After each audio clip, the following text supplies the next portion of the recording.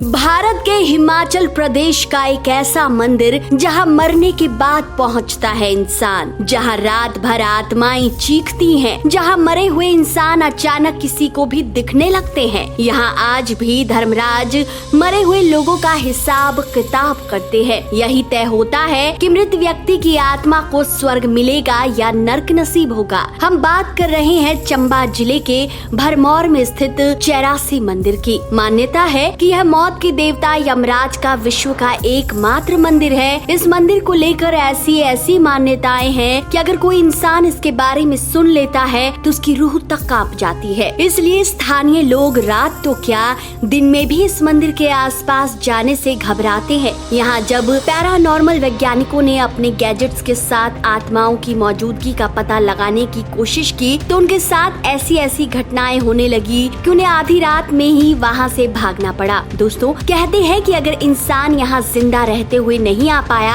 तो मौत के बाद उसकी आत्मा को यहाँ जरूर आना पड़ता है। स्थानीय लोग अक्सर यहाँ इन आत्माओं को देखने का दावा भी करते हैं। यहाँ आने के बाद उसके पाप और पुण्य दोनों का फैसला करके उसे स्वर्ग और नर्क में भेजा जाता है। इस मंदिर में आने वाली आत्मा को धर्मराज के पास जाने से पहले एक और देवता के पास जाना पड़ता है, जिन्हें चित्रगुप्त के नाम से जाना जाता है। इस मंदिर में एक खाली कमरा है जिसे चित्रगुप्त का कमरा माना जाता है। चित्रगुप्त यमराज के सचिव हैं, जो जीवात्मा के कर्मों का लेखा जोखा रखते हैं। मान्यता है कि जब किसी प्राणी की मृत्यु होती है तब यमराज के दूत उस व्यक्ति की आत्मा को पकड़कर सबसे पहले इस मंदिर में चित्रगुप्त के सामने प्रस्तुत करते हैं। चित्रगुप्त जीवात्मा को उनके कर्मों का पूरा ब्यौरा देते हैं। इसके बाद चित्रगुप्त के सामने की कक्ष में आत्मा को ले जाया जाता है। इसे ही चित्रगुप्त की कचहरी कहा जाता है। इसके अंदर कोई मूर्ति या छत नहीं है और यह अदालत के कटघरे की तरह दिखता है। किंवदंती है कि इंसान के मरने के बाद उसकी आत्मा कटघरे के अंदर बने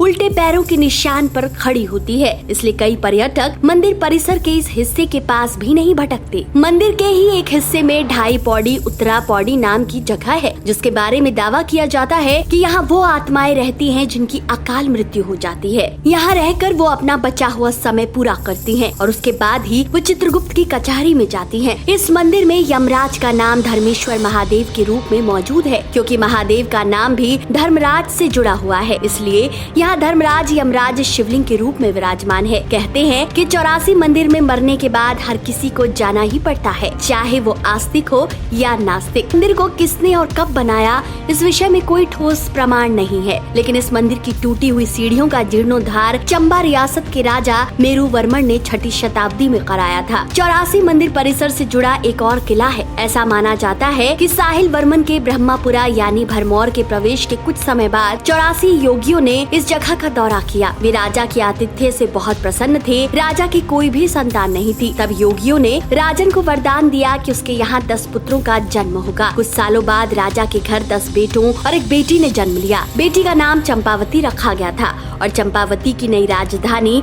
चंबा की पसंद की वजह से स्थापित किया गया था। कहा जाता है कि भरमौर का 84 मंदिर उन 84 योगियों को समर्पित किया गया था। इसी वजह से इनका नाम भी 84 मंदिर पड़ा। एक अन्य कथा के मुताबिक यहाँ पहले माता ब्रह्माणी जी का स्थान था, जो ब्रह्मपुत्री थी और पूरे ब्रह्मांड की रानी थी।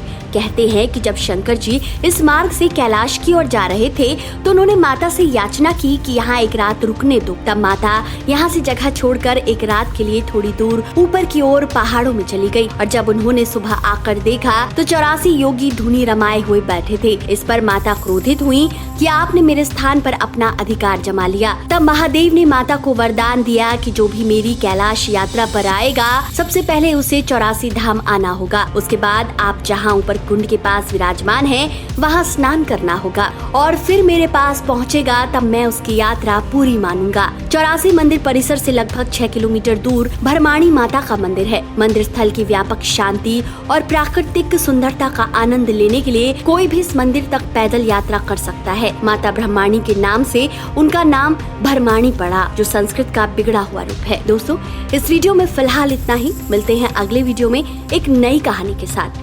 आपको ये वीडियो कैसा लगा हमें कमेंट करके जरूर बताएं। वीडियो अगर पसंद आया है तो इसे जितना हो सके शेयर कीजिए।